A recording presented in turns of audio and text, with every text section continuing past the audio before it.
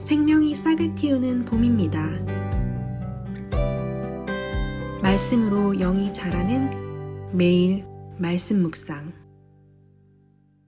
안녕하세요 성도 여러분. 5월 30일 목요일 말씀 묵상 시작하도록 하겠습니다. 오늘 묵상할 말씀은 열왕기상 22장입니다.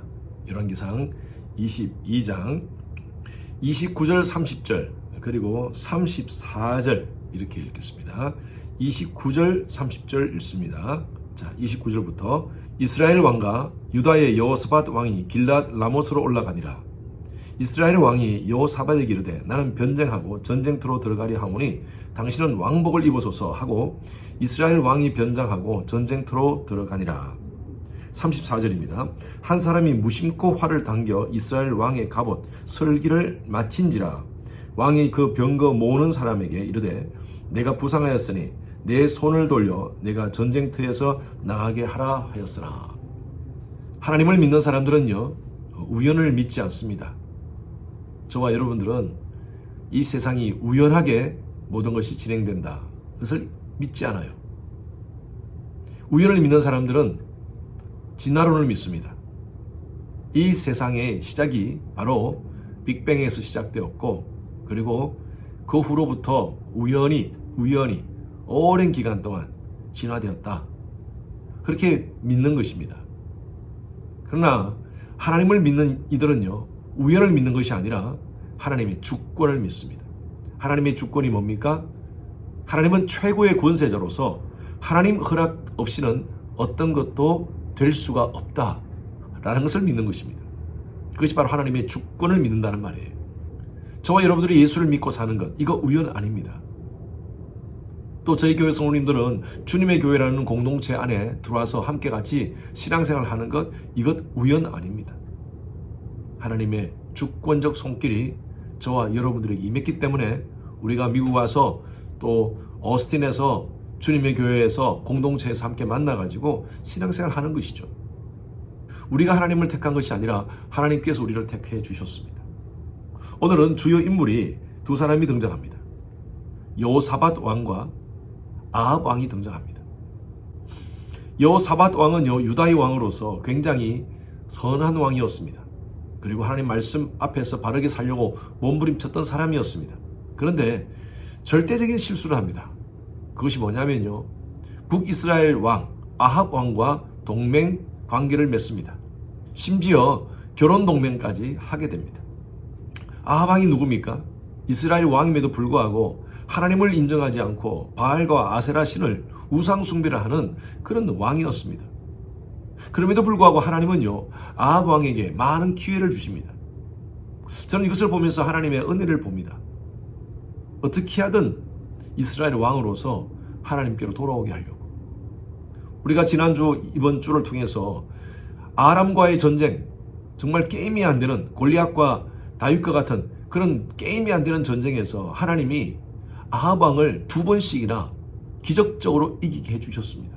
그렇다면 그가 하나님의 존재를 인정하고 하나님 말씀 앞에 무릎 꿇어야 되지 않겠습니까? 그런데 그는요, 얼마나 교만한지, 그 전쟁은 자기 힘으로 자기 능력으로 이긴 줄 알고 착각 가운데 있었습니다. 그런 가운데 이 두 나라가, 남쪽 유다와 북이스라엘이 동맹을 맺습니다. 지금 아합 왕과 여호사밧 왕이 동맹을 맺는 그런 상황 속에서 아합 왕이 여호사밧 왕에게 이러한 제안을 합니다. 저 위에 있는 길랏 라못이라는 저 땅을 다시 우리가 되찾자, 탈환합시다. 그때 하나님을 경외하는 여호사밧 왕은요, 이거 우리 하나님께 물어야 되지 않겠습니까? 먼저 하나님께 묻자고 합니다. 그러니까 어제 그저께 묵상했던 말씀드리죠. 아합 왕이 선지자 400명을 모읍니다. 그리고 그들로 하여금 애언케 합니다. 북이스라엘의 선지자가 어떤 선지자겠습니까? 하나님을 믿고 하나님을 인정한 선지자들이 아니었습니다. 아합 왕에게 아첨하는 선지자들이었습니다. 그러니까요, 아합 왕이 뜻대로 그렇게 결정을 해줍니다. 예언을 해줍니다. 하나님께서 전쟁에서 저 땅을 차지하라고 합니다. 그때 여호사밧 왕이 다른 선지자에게도 묻자, 그래서 미가야라는 그 선지자에게 묻습니다. 미가야도 처음에는 아합 왕이 원하는 대로 하나님께서 저 땅을 탈환하라고 합니다 라고 얘기했지만 아합 왕이 알아차렸어요. 미가야, 진심을 얘기해라. 진짜 말해줄까요? 하나님께서 이 전쟁 하지 말라고 하십니다. 이 전쟁을 하게 되면 심각한 문제가 발생하게 될 것입니다. 라고 미가야가 아합 왕에게 바른 소리를 했습니다. 아합 왕이 원하는 것은요, 바른 소리가 아니라 자기가 원하는 소리를 듣고 싶었어요. 다른 400여 명의 선지자들과 같이 저 땅을 탈환하라 라는 그 말을 듣고 싶었던 거예요. 아합 왕은요, 하나님 말씀을 듣고 바른 소리를 하는 그 미가야를 감옥에 넣어버립니다. 그리고 뺨을 칩니다. 어제 우리 말씀 마지막에 보니까 이런 말씀이 있죠. 37절에 보니까 왕의 말씀이 이놈을 옥에 가두고 내가 평안히 돌아올 때까지 고생의 떡과 고생의 물을 먹이라, 이렇게 얘기를 합니다. 그때 미가야가 뭐라고 얘기합니까? 28절 말씀 한번 보세요. 미가야가 이르되 왕이 참으로 평안히 돌아오시게 될진데 여호와께서 나를 통하여 말씀하지 아니하시리이다. 또 이르되 너희 백성아 다 들으라 하리라. 이 말씀이 무슨 말이냐 하면요, 아니 왕이 편안히 돌아온다면 하나님께서 나에게 이런 말씀 안 했을 거야. 분명히 백성들아, 왕이 앞으로 어떻게 돌아오는가 잘 봐라. 이 말이 뭡니까? 왕이 죽게 될 것이라는 거예요. 결과적으로 북이스라엘과 남쪽 유다는요, 연합을 해서 아람과 전쟁을 합니다. 그리고 전쟁하는 과정 가운데 전세가 좀 불리해지니까 아합 왕이 여호사밧 왕에게 이렇게 제안합니다. 당신이 왕복을 입으십시오. 나는 평군인의 갑옷을 입고 군인들과 함께 있겠습니다. 자기가 왕복을 입고 있으면 아람의 군인들이 자기를 죽이려고 할 것이니까 그 왕복을 여호사밧 왕에게 입힙니다. 그리고 자기는 평군인의 갑옷을 입고 전쟁을 합니다. 그런데 여러분 34절 한번 보십시오. 한 사람이 무심코 활을 당겨 이스라엘 왕의 갑옷 슬기를 마친지라. 여러분, 갑옷과 갑옷 사이에 이렇게 이음새가 아주 그 부분은 약한 부분입니다. 갑옷 양쪽은 튼튼하지만 이 이음새 부분은 약한 부분이죠. 이쪽으로 화살이 날아왔다는 거예요. 그런데 이 아합 왕을 죽이기 위해서 쏜 화살이 아니라 아람 군대의 한 병사가 무심코 쏜 그 활 하나가 아합 왕을 맞췄다는 것이죠. 아합 왕은 이것 때문에 결국 죽게 되었습니다. 하나님께서 아합에게 얼마나 많은 찬스를 줬습니까? 하나님을 인정하고 하나님께 무릎 꿇고 회개할 수 있는 많은 찬스를 줬습니다. 그럼에도 불구하고 아합은 하나님을 인정하지 않고 비참한 그런 죽음을 당하게 된다는 것입니다. 오늘 이 말씀을 통해서 저와 여러분들은요, 하나님의 은혜를 한번 생각해 봅시다. 예수를 믿고 사는 것은 하나님의 은혜입니다. 예수 믿기가 얼마나 힘든지 모릅니다. 저도 많은 분들에게 전도를 해봤지만 목사가 전도를 해도 마음을 열고 예수를 믿는 사람들이 잘 없어요. 그런데 중요한 것은요, 저와 여러분들이 예수를 믿고 마음문을 열고 하나님 말씀을 받지 않습니까? 여러분, 이것은요, 기적 중에 기적이라고 저는 봅니다. 수많은 사람들이 세상에 있지만 모두가 하나님을 인정하고 예수를 믿고 사는 것은 아닙니다. 그런데 저와 여러분들이 무슨 자격 때문에 이렇게 하나님을 믿고 있는지요? 그것은 하나님의 일방적인 은혜라고 봅니다. 옛날에 박영선 목사님이 쓴 하나님의 열심이라는 책이 있습니다. 저는 그 책을 보고 많은 은혜를 받았어요. 아브라함을 부르시고 다윗을 부르시고 베드로를 부르시고 바울을 부르신 하나님, 그들이 하나님 앞에서 뭔가 잘한 게 있습니까? 전혀 없습니다. 어느 한 사람도 하나님 앞에 완벽한 사람이 없어요.